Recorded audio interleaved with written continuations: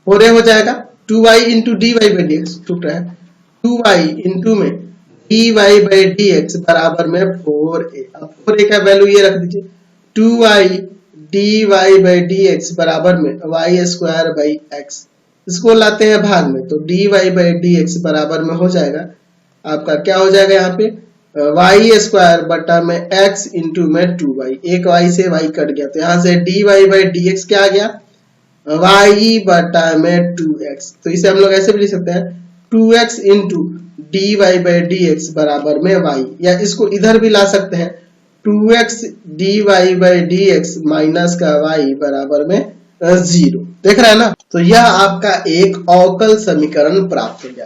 तो इसमें क्या देख रहे हैं, ये जो स्वेच्छाचर था इसमें नहीं है, स्वेच्छाचर गायब हो जाना चाहिए, और यहाँ पे जितने स्वेच्छाचर होंगे उतना ही बार उसे डिफरेंशिएट करना होगा। अगर इसमें 2 स्वेच्छाचर होते तो हमें 2 बार डिफरेंशिएट करके इसे बनाना होता, इसमें एक ही स्वेच्छाचर है इसलिए मैं सिर्फ इसे एक ही बार डिफरेंशिएट करके यहाँ बनाऊंगा। चलिए इसको हम लोग एक और क्वेश्चन लेके समझते हैं। चलिए जैसे मान लीजिए हमारे पास वक्रों का कुल यहाँ पे दिया गया है, समीकरण जो दिया है, ठीक है, वह e to the power x है ना, इंटू में a cos x और प्लस में b sin x। यहाँ पे क्या देख रहे हैं, a और b 2 स्वेच्छाचर है, a और b 2 स्वेच्छाचर है, तो इसे हमें 2 बार डिफरेंशिएट करना होगा और डिफरेंशिएट करके इस प्रकार से रखना होगा ताकि जो स्वेच्छाचर हो उस अवकल समीकरण से गायब हो जाए, तभी वो आपका अवकल समीकरण होगा। चलिए इसे पहले एक बार डिफरेंशिएट करते हैं विथ रेस्पेक्ट टू x। ध्यान से देखिएगा, बहुत ही इजी एक्सरसाइज है।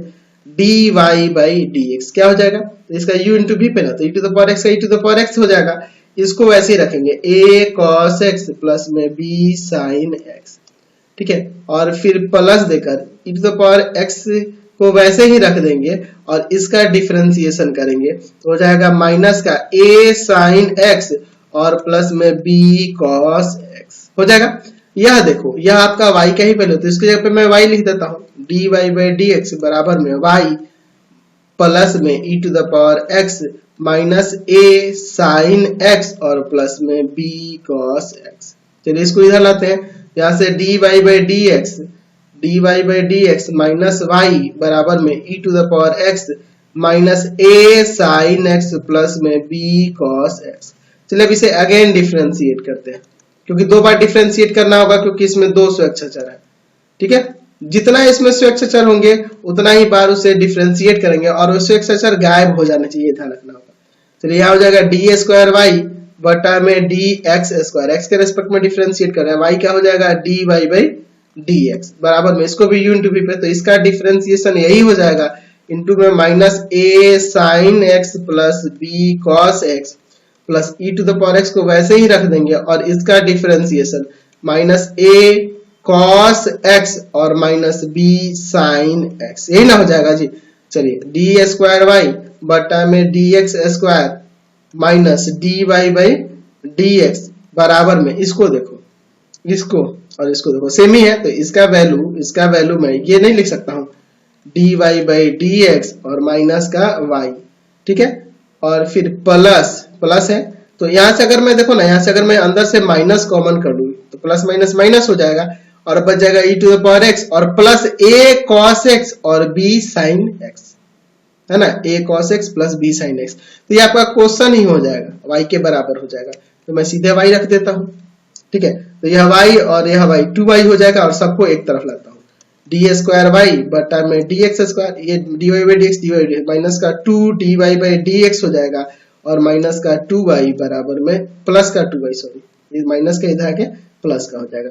तो यह जो प्राप्त हुआ यह आपका अवकल समीकरण हुआ, अवकल समीकरण हो गया। जो आपके पास जो ऊपर वक्र दिया गया था ना, जो आपके पास समीकरण वक्रों का जो समीकरण दिया गया था, वक्रों का जो कुल समीकरण दिया गया था उसका यह अवकल समीकरण हमें प्राप्त हो गया। अभिष्ट समीकरण यह हो जाएगा, क्योंकि देख लीजिए इसमें स्वेच्छाचर आपके गायब हो गए हैं, स्वेच्छाचर गायब हो गए हैं और भी, और देख रहे हैं ना इसमें स्वेच्छाचर गायब हो गए हैं और 2 स्वेच्छाचर थे, इसलिए से मुझे 2 बार डिफरेंशिएट करना पड़ा था, 2 ही बार डिफरेंशिएट किए थे ना, समझ गए, 2 बार डिफरेंशिएट किए और दोनों सुयक्ष अचर गायब हो गए, तो ये आपका अवकल समीकरण प्राप्त हो। तो रूल यही है कि आपको देखना होगा कि उस फंक्शन में उस वक्रों का जो कुल समीकरण दिया गया है उसमें कितने सुयक्ष अचर है, उतना ही बार उसको डिफरेंशिएट करना है और वो सुयक्ष अचर उसमें से गायब हो जाने चाहिए, तो हमारा अवकल समीकरण प्राप्त हो जाएगा। अभिष्ट अवकल समीकरण प्राप्त करने के लिए हमें उन सुयक्ष अचरों को गायब करना होगा,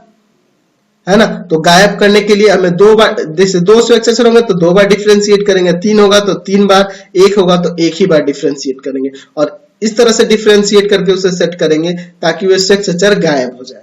ठीक है, जैसा कि आप यहाँ देख रहे हैं। तो ये आपका अभिष्ट अवकल समीकरण यहाँ से हमें प्राप्त हो गया। तो यही तरीका है, यही कंसेप्ट है और इसी कंसेप्ट के साथ आपको एक्सरसाइज के क्वेश्चन को बनाने हैं। तो आपको यहाँ से ये भी ध्यान रखना होगा कि परवलय का समीकरण क्या होता है, मैंने क्लास 11 में बता रखा है।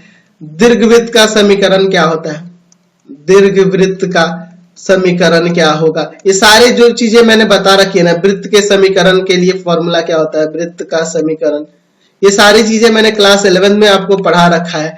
तो क्लास 11 का जो सेकंड बुक पढ़ा है उसके अनुसार आपको परवलय, दीर्घवृत्त, वृत्त, है ना, तो इन सब के समीकरण के बारे में पता होना चाहिए। ठीक है, अलग अलग कंडीशन लेके मैंने सब कुछ बता रखा है, सारी चीजें ये समझा रखी है। तो ये सारे कंसेप्ट आपके क्लियर होने चाहिए, तभी आप यहाँ पे एक्सरसाइज में क्वेश्चन बना पाओगे। तो नेक्स्ट एक्सरसाइज के क्वेश्चन बनाने के लिए आपको ये सारे याद होने चाहिए, साथ ही साथ डिफरेंशिएशन के जितने फॉर्मूले थे वो भी याद होने चाहिए, सारे डिफरेंशिएशन के फॉर्मूले याद होने चाहिए। 11th के जो स्ट्रेट लाइन संख्या रेखा वगैरह से रिलेटेड जो था, जिसमें परवलय के लिए, दीर्घवृत्त के लिए, है ना, वृत्त के लिए जो हम लोग समीकरण पढ़ रहे थे, है ना, तो उन सब अति परवलय का जो समीकरण पढ़ रहे थे, ये सारी चीजें हमें याद होनी चाहिए, तभी हम लोग एक्सरसाइज के क्वेश्चन को बना पाएंगे। आपको हमारे 3 चैनल को सब्सक्राइब करना होगा। पहला है path finder classes Chhapra, path finder classes Chhapra. दूसरा है भारती भवन रविकांत सर, भारती भवन रविकांत सर।